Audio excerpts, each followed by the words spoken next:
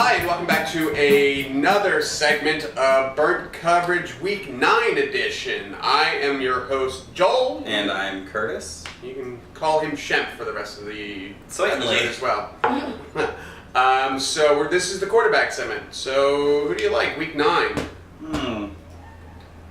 Wise guy. I've been trying to give you a lot of low-end quarterbacks, and it's been And you've been successful in giving us very low-end quarterbacks. There have been some low-end results. So this week, I'm gonna stick with what I know, and I feel like a lot of people are going to be getting away from this quarterback, and it's Matt Ryan. And the reason I think they're going to be getting away from him is they've lost 2 of 3. And now they think, this whole Devontae Freeman thing, they're more of a running team. And also this week they're playing San Francisco, and San Francisco's 28th against the pass. So, it's going to be a blowout too, which it might be. So there's always this idea in fantasy football that when good quarterbacks play bad teams, we shouldn't play them because they're not going to get a lot of opportunity to throw. But that's usually not how it works out.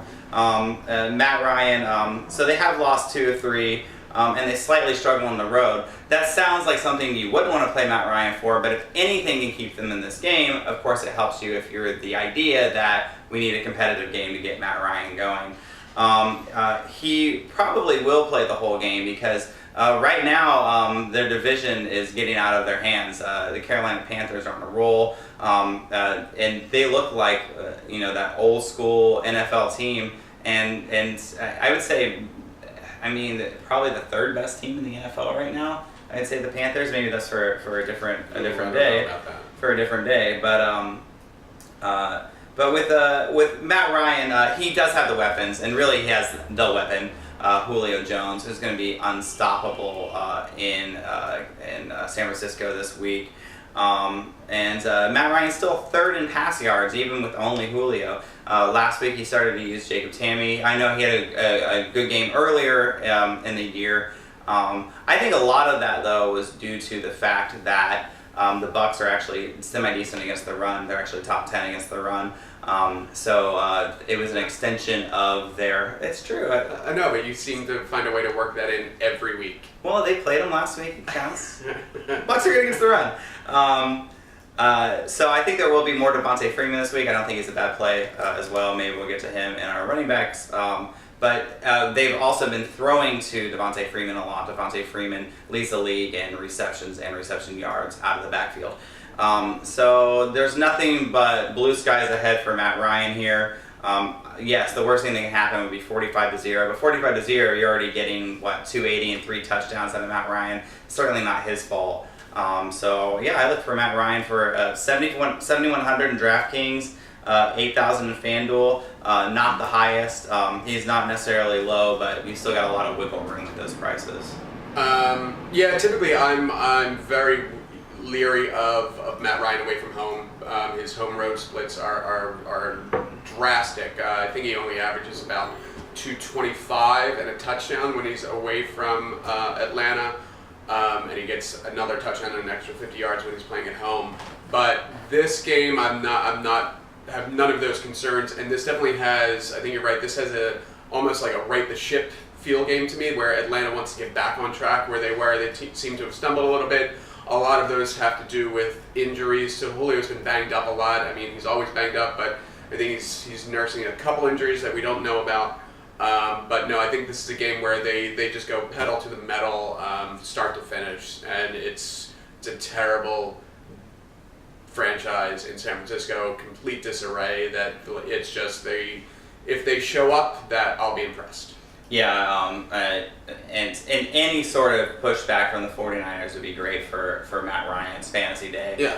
God forbid he threw a pick or something, or any sort of lucky touchdown on the 49ers side. It's just going to give more fuel to the fire for Matt Ryan's like, I'm not going to lose this game. I can't lose this game. Because I think at one point they really saw themselves as the NFC champs, and now it's very much in doubt. The first month of the season, they were lighting the world on fire, but they've stumbled a bit.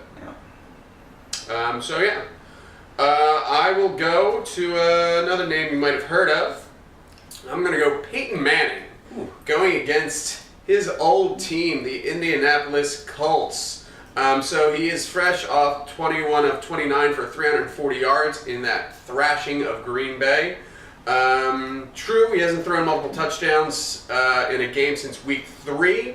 That's kind of the reason for the low price. And Denver seems to have righted the ship in regards to the running game. Last week they started Ronnie Hillman for the first game, and what happened? C.J. Anderson has his best game as a Denver Bronco since week 10 of last season. But Hillman got the 2 touchdowns last week. Anderson had over 100 yards, and I think that only helps Peyton Manning's passing, because now teams will have to focus on both running backs. When they see Hillman come in, they can't necessarily think it's going to be a pass. So, yeah, what else? He's going home. Indy's giving up 288 yards a game through the air.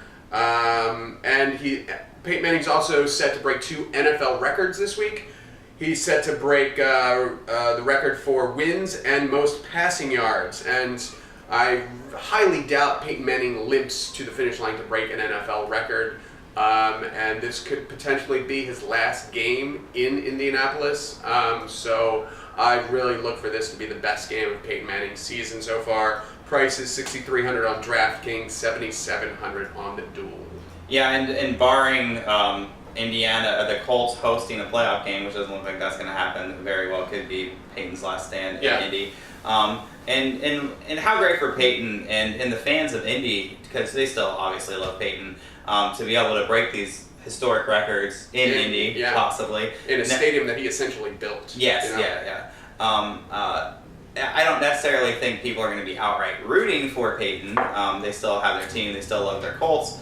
But yeah, there's going to be that fire there. I keep flashing in my brain the first time he played back in Indy, and they had a big thing on the Jumbotron, like video, like "We love you, Peyton," and he didn't really come out and have that great of a game. And then I know he played well last week against the Packers. I don't think it's a bad pick. I love guys playing their old teams. I'm a sucker for that sort of thing. I also just think it'll be a low percentage play this week. I don't think a lot of people will be playing Peyton Manning. Granted, he had a good game last week, but he kind of got lost in the shuffle. We had no touchdowns. So. Yeah, and based on the historic play of half a dozen quarterbacks last week, I think he's going to be a low percentage play, so he's really good in the tournaments this week. And I'm sorry, I don't listen when you do your segments. Did you mention Vernon Davis? I did not mention Vernon Davis. So he's got a new tight end.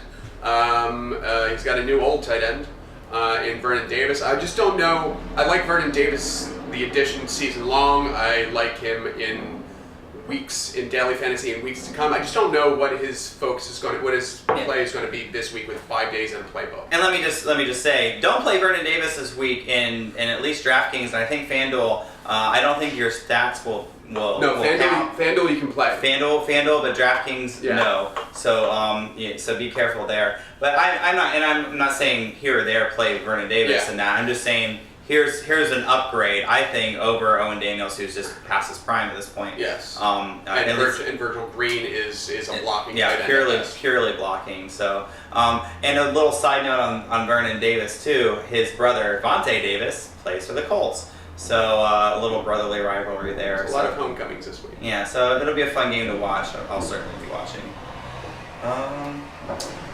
So speaking of Mannings. I've got my own. Cooper Manning has just found his Eli's coming. You knew it was coming. 6,900 in DraftKings, 7,800 in FanDuel. Eli, maybe the biggest question in football history. Is he a Hall of Famer? Is he an elite quarterback? Is he always disinterested? Is he interesting at all?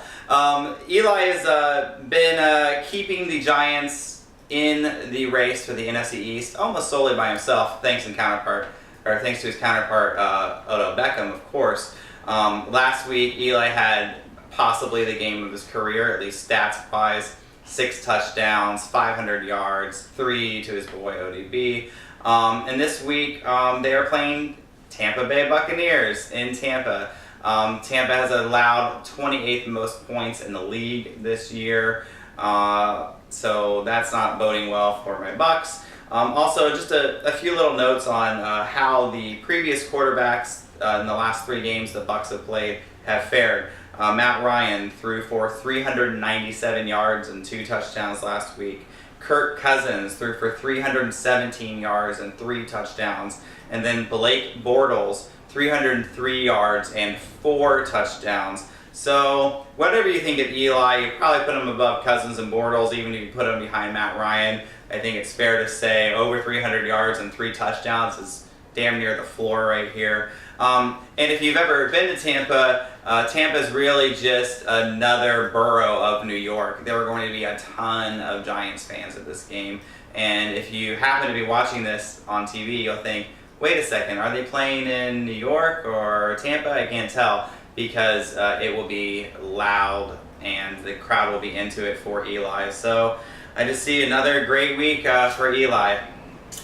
So I would be remiss if we didn't mention last week. So first of all, the quarterback play last week, if you didn't have a quarterback that threw at least 4 touchdowns, you had no chance of winning anything in daily. But obviously we're not going to chase those stats this week. But I believe there was a side bet that we had last week on quarterbacks. Was there not? Oh, all right. Well, I'll remember. It was Eli Manning, who was my pick last week, versus your pick, who was Philip Rivers. It wasn't touchdowns, which I would have killed you. It was yards. Who would throw more yards last week in their games if they played the entire game based on health? I thought it was that Philip Rivers wouldn't throw for 300 yards. No, it was who threw more yards. I actually rewatched the segment today just to make sure what the bet was. And I actually have the stats. Philip Rivers did break 300 yards for the 5th consecutive game, and he hit 303. Do you know how many Eli Manning threw in addition to his 6 touchdowns? 298. 350 yards. And if you're doing the math at home, 350 is greater than 303. So, the left side of the couch owes the right side of the couch. All right, fine, I'll give you your $5. $20. Por favor. Here's $5. $20. Keep your $5. No payment plan. This is not. I'll get you back when I win this week. I've got some good ideas. Have you seen this Johnny Mansell kid? No. Yeah. Well played. My pick of the week, following my amazing quarterback picks last week, I'm going to Marcus Mariota of the Tennessee Titans. He's going against the New Orleans Saints. As we've just talked about, New Orleans Saints just gave up 350 yards and 6 touchdowns to the 3rd best quarterback in the Manning family, in Eli. And they're playing in New Orleans, and New Orleans has given up the most fantasy points to quarterbacks this year, mostly because it is a Rob Ryan-led defense. Mariota is back after missing the last 2 weeks due to an MCL sprain. Ken Wisenhunt, their former coach, has been fired, and they bring in Mike Mularkey, the well-traveled Mike Mularkey, who has coached tight ends, offenses, and teams on just about half the teams in the league at this point in his career. So Mularkey is on record as saying that he's going to change the scheme to fit Mariota's strengths. What does that mean? I don't know. If I had to guess, I would say that Mariota made quite a name for himself running last year in college. And I think that they're not going to be necessarily designed runs because he is coming off the MCL sprain. They want to protect their franchise quarterback. But I do believe that they'll be rolling him out of the pocket and to attempt some deep passes to open up the secondary, because the secondary will have to collapse on Mariota with just the threat of running. So I'm looking for a big game for Mariota this week. And he's really cheap, $7,100 on FanDuel, $5,300 on DraftKings. Again, I like quarterbacks who play Rob Ryan-led defenses. So, and Mariota's strengths obviously are getting out of the pocket, maneuvering, he can run, but he's coming off of an injury which could hinder all that. No, because I'm not saying that he's going to run. I mean, he might have more rushing yards than he has at any point in the season, but we've talked about this throughout the season, that's the one aspect of Mariota's game that we haven't seen yet in the pros. And no, I don't think he'll based on the injury, he'll be running a lot. But I just think they're going to threaten to run him a lot. And I think that will open up an already porous secondary in New Orleans. Name 3 wide receivers on the Titans. Dorial Green-Beckham, the tight end Delanie Walker. Wide receivers! And the other guy. The guy you hate that I picked. Former Atlanta wide receiver. Oh, Harry Douglas. There you go. And what's the other one? White. So, and here's my question. If he's going to be throwing a lot, who is he going to be throwing to? Green Beckham, even though he is a talent that a lot of people have a lot of high hopes for, including me, I'm just kind of waiting on that. Maybe this is the week, I don't know. But he's only had 3 catches in the last 2 weeks. Yes. He's not getting a ton of targets. Harry Douglas is becoming the slot receiver because Kendall Wright, that's it. White, right? Damn it. Kendall Wright is injured. So he will not be playing. But he's still a wide receiver. Yeah, I guess. They still pay him to be a wide receiver. But Harry Douglas is coming off his own injury and has been not productive before that. I do like Delanie Walker. I'm not going to diss him in this segment. But there's just not a lot of quality options for him to throw to. And coming off an injury, I feel like it's a really risky play, even for a cheap price. I don't think, just with that defense, with New Orleans defense, and as terrible as they are, and they've been terrible all season, they're not getting better. They're obviously getting worse. Granted, the offense has picked it up a little bit, but no, I really, and this isn't the wide receiver segment, but a sneaky cheap play, a little teaser for you, is Dorial Green-Beckham. He's bottom of the barrel. He's the cheapest wide receiver on both sites. He has not done anything this year, but he's a very highly touted rookie, and he's going to bust out at some point this week, and I think that in Malarkey's first game... He's going to bust out at some point this week. This season, and I think this is the week. Gotcha. And I think Malarkey tries to make a splash in his new gig. I think this is a bunch of malarkey. You know what I'm saying? I had that joke written. I just hadn't worked I it yet. saw it on your notes. Damn it. Well, this was another segment of Burn Coverage. I'm your host, Curtis. And I'm Mo. And we hope to see you in our next segment on the couch. Stole your line. You did. I have nothing to say. Bye. Hey, Mo!